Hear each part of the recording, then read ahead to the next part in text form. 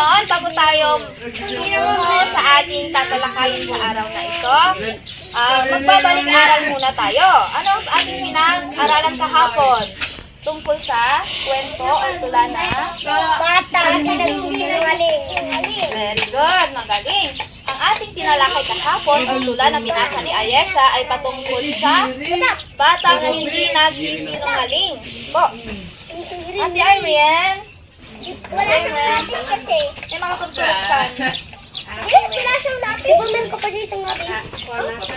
Tulog mo. Okay, balik tayo. Ang ating pinag-aralan ay patungkol sa batang hindi nagsisinungaling. Ngayon naman, ang ating i-discuss ay patungkol sa 5 R's. So, ano nga ba itong 5 R's? Ang 5 R's ay patungkol sa reuse, recycle, repair, reduce, at ano pa yung isa? Nakalimutan ni teacher. Ito ay ang Circle. circle. Tama ba si Mali. Ito ay ang cover. Ngayon naman, tutungo tayo sa isang R o sa 5 R's. Ang unang-una sa 5 R's ay ang reduce. Sinong gusto magbasa ng reduce? Madam ako. Halika dito.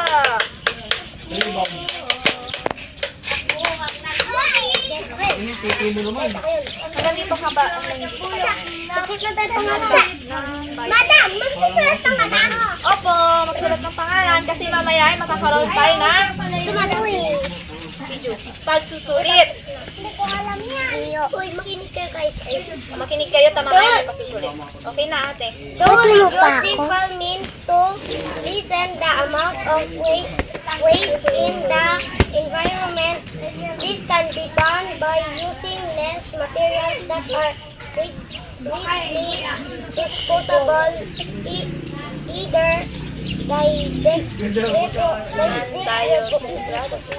or non-degradable. Okay, very good. Salamat sa pagbasa, Ate Nicole. So, ang reduce daw ay isang simpleng kahulugan na pagbabawas ng ating basura sa ating kapaligiran. Ito ay makakatulong sa paggamit ng materials na pwedeng i-dispose sa basurahan. Ano ulit ang reduce? Ang reduce ay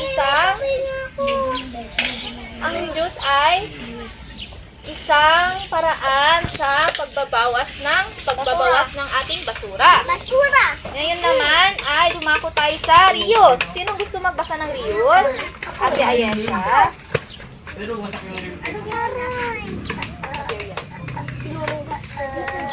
Oo, to use means to use again hanggang material ka lang.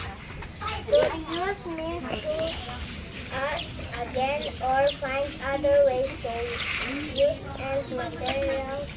Okay, thank you Ate Ayesha. Ang sabi dito, ang reuse daw ay isang kahulugan na paggamit again o paggamit ulit sa mga bagay na pwede pa nating gamitin.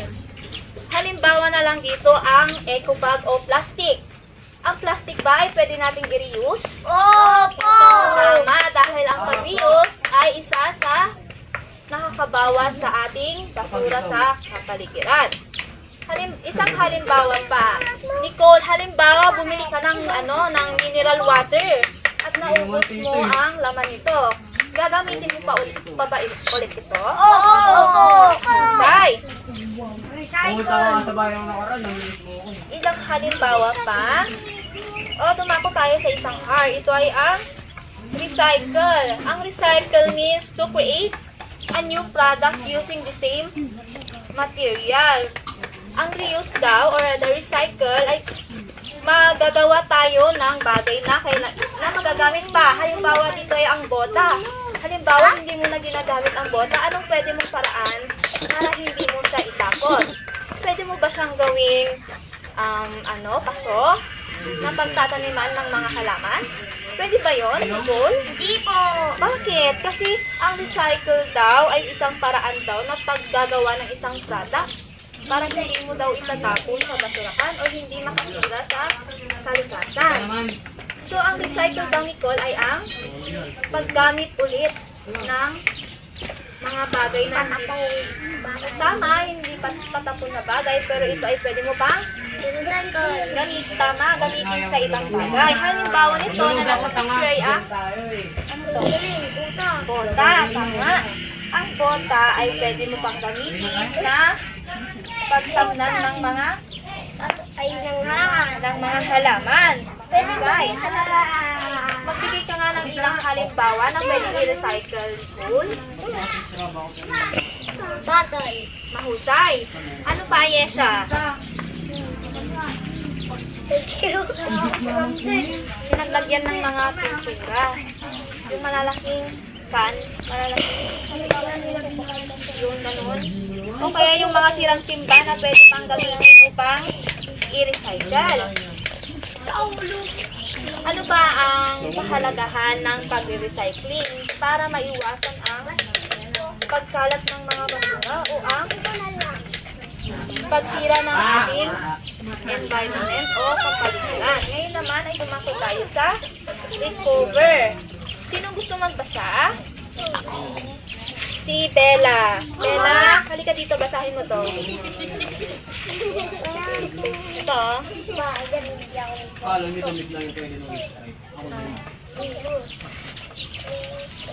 Lakasan mo, recover. Hindi na kaya ng ligo ito. Hindi na kaya ng ligo. Energy. There are various ways of recovery energy from a certain material. So ang recover daw ay pwedeng forms of matter of energy. So one example of recover is the battery or the plastic. Are you familiar? Quiet po. Nakikinig. Sige nga, I want to test something. If you hear me, clap once. na. Clap twice. Clap thrice. Yan, very good. Nakikinig pala kayo. So, ang recover daw ay isang halimbawa ng pwedeng magamit ulit o kaya pwede mong i-recover. Ang isang halimbawa daw dito, yung plastic to oil. Bakit nga ba plastic to oil ang pwedeng igamit sa recover? Dahil ang method daw na ito ay isang pagpapainit ng plastic na basura gamit ang oil. Familiar kayo dito? Nakauwi ko lang kasi pare. Sabi niya, plastic to oil technology is one way of generating energy from plastic. So marami pa lang nagagawa ng plastic sa ating kapaligiran. The next one is the repair. At Ate Nicole, basahin mo nga ang repair.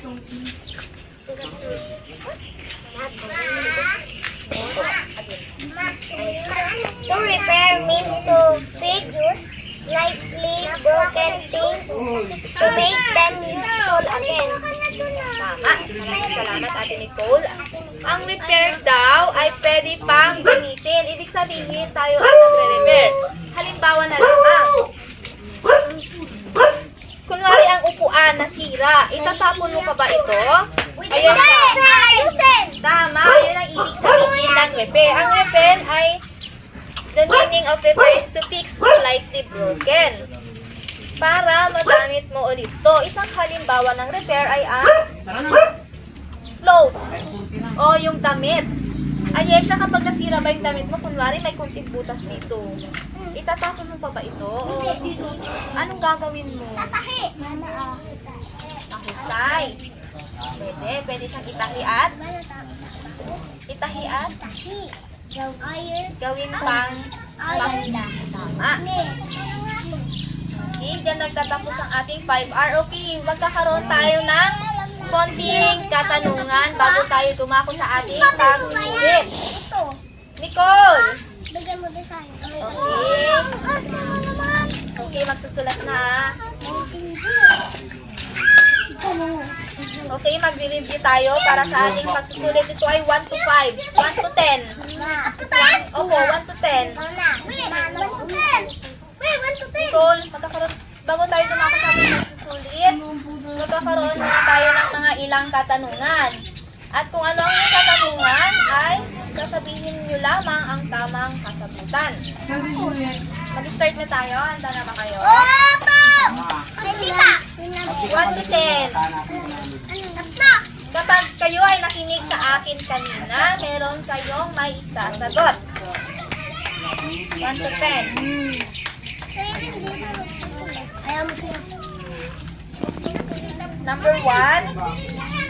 Are you ready? Opo! Okay. For the number 1, Guys, hindi na nakikinig si Irene, guys. and okay, for number 1, sulat na ng number. Opo! Okay. For the number 1, it is to repair means to fix slightly broken things to make them useful again. Dali! It is to repair something. No copying. If you are listen to me a while ago, you know the answer to the certain question. Hindi kayo nakinig! Hindi kayo nakinig! Nakinig kayo sa akin kanina? Opo! Si Ayesa. Ulitin natin ang tanong. Okay, it is, ang isasagot niyo po ay recover, repair, reuse, reduce, at recycle. Mamimili kayo doon, okay? Opo! Nasaan ang papel na? Ano? Okay, for the first question, repair means to fix slightly broken to make them useful again. It is recover, repair, or reduce. Mamimili ka sa tatlo. Ah? Hindi ko maintindihan. English. Oh, ito ah! Hindi ko maintindihan. Okay, Nonong. Ang pagpipilian mo lang ay reduce, repair, at recycle. Ang babasahin ko sa tanungan ay doon sa tatlong nabanggit mo, ang pagpipilian mo ng sagot. Okay, okay lang yan. Upo ka na doon. Okay lang yan, okay lang yan.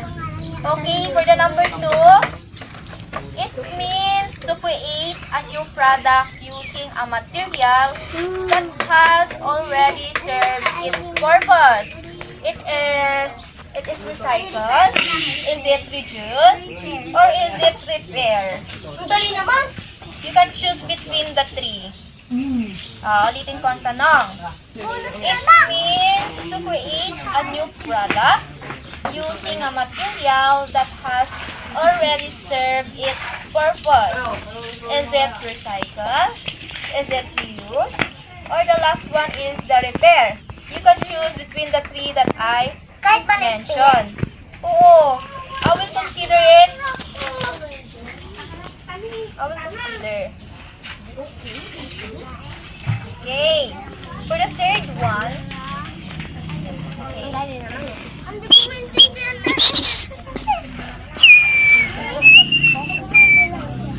magsagot ka na lang, Nonong.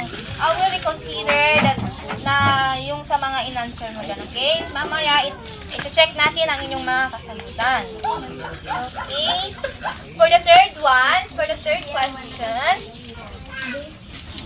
it is the forms of matter that have energy. It informs of matter that have energy. From blank to blank. Is it recover? Is it reuse? Is it recycle? You can choose between the three. Ang dali guys, ang dali. Kasi hindi ka mag-reg. English ako nung kag-graduate. Abat ko kag-English. At yung Okay na? Sa number 3? Okay. For the fourth question. Okay. To reuse means to use again or find other ways to use a material. I will repeat. To reuse means to use again or find other ways to use a material. The choices are reuse, recycle, or repair. Pakinggan nyo mabuti yung meaning ng sinasabi ko. Are you okay, Ayesha? Makakatala ko dito. To get the perfect score, I will give a certain prize. Okay? Are you okay na, Ayesha? Opo. Okay, for the last question, and for the 5 to 10 enumeration. Are you familiar to the enumeration? You can answer the certain questions that being asked. Ibig sabihin, kung ano yung tinanong ko, yun lang ang isasagot nyo sa enumeration natin na 5 to 10. Okay, for the last one. It simply means to lessen the amount of waste in the environment. Again, it simply means to lessen the amount of waste in the environment. The choices are reduce, reuse, or recycle. You can choose between the three. Is it reduce, reuse, recycle? Ano nga ba yung is it means to lessen the amount of waste in the environment? Lessen, ibig sabihin babawasan mo daw ang mga basura or paano mo babawasan ang pagkalat ng basura sa ating kapaligiran. Are you done? 5. Okay, for the enumeration, 5 to 10, what are the 5 R's? Uy, dali! Dali! What are the 5 R's? Kung nakinig kayo sa akin kanina, alam nyo ang kasagutan sa 5 R's. Nakinig ba si Ate Ayesha? Hindi ako makasunod! 5 R's. Number 5 na? Number 6. 5 to 10, 6 to 10. Ano kaya? 6 to 10. Who got the perfect score will give a reward coming from me. Done. You done? Nicole? Okay. I will check that later. Ano number na? 6 na? Hindi ka sure. Yan, sure ako. San? Palpir. Six na madam? Six na gabi ah. Hindi, umuwi na kayo. Umuwi. Diyan na ba yung bahay natin? Hindi. Bahay niya ba sinyan? Ano? Tita. Bakit kasi? Bakit? Oo, tama na po yan. Hindi, dapat yan. Ito, tapos yan. Ikaw na itong kasi ako.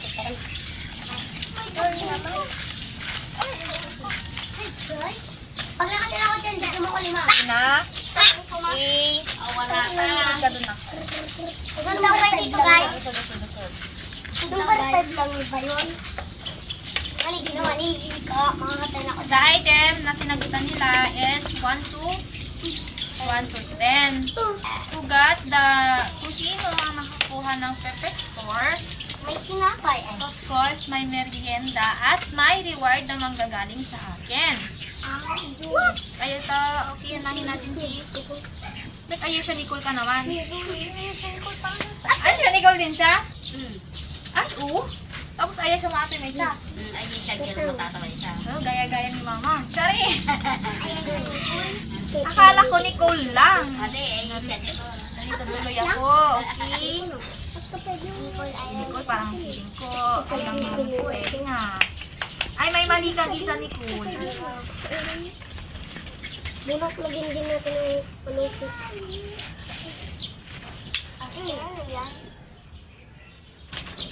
Ano rin? Ala, pumuputok!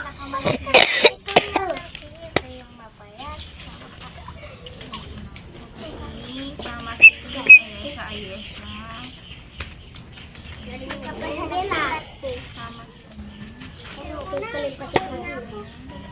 Kahit mali na tayo. Ano to? Tungkol po? May sinabi sa akin si Bella eh. Ay, may sinabi si Bella kay Ayun. Kay Ayun.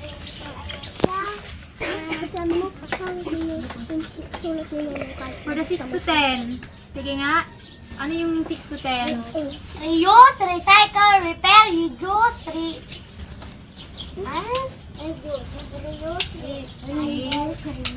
Recover. Oh, yun lang. Tapos ano yung isa? Ulitin. Reuse, recycle, reduce, repair, recover. Tama. Sinong naka-perfect? Sinong naka-perfect? Ako hindi ako makaka-perfect dyan. Buburain ko kaya ito. Buburain ko kaya. Aha! Pero next time, ayan siya ang spelling ng recycler. Hindi pa dito ng R-E-Y. Buno. Ano pang susulatin sa number 2? Ano dyan? So, ang recycle ay R-E-C-Y-C-L-E. Recycle. May meron pa sa ano ni. Kasi ang recycle, Kasi 7, 8, 9, 10. gagamitin mo ulit yung mga bagay na Nang! pwede mong magamit. Di ba ang binigay natin halimbawa ay ang Hindi pa ako nakasulat ay ang bota na pwede mong gawing Pati ako! At ay nang! pagtaniman ng Pati ako! 7, halaman. ay 6, 7, 8, 9, 10. Dito nakasulat. Oh, si Ayesha ay nakuha niya 8 over 10. Good. Not bad. Not bad. Very good. O, ito naman dalawang tumadam. Okay. Ako dyan. Sino? Ay, perfect score si ano, Hindi pa kami Nicole. nakasulat sa number 6. Imang! Bigyan mo lang. Pero next time, may intindihan niyo.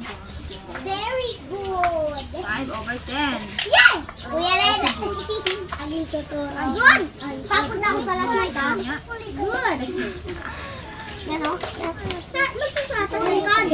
Hindi na Tayo, Ren. ako. Oy, mag-ano na lang. Hindi ganyan yan. Wala na ng sulat. Okay. 1 over 1. May aking good. So, ano ulit ang ating pinag-aralan ngayong araw? 5 hours! So, 5 hours. Repair. Okay, dahil dyan, magtatapos. Oh, wait lang. Ako muna ang magsasalita para magkaintindihan tayo. So, dyan nagtatapos. Dyan na magtatapos ang ating aralin sa araw na ito. Paalam na. Paalam!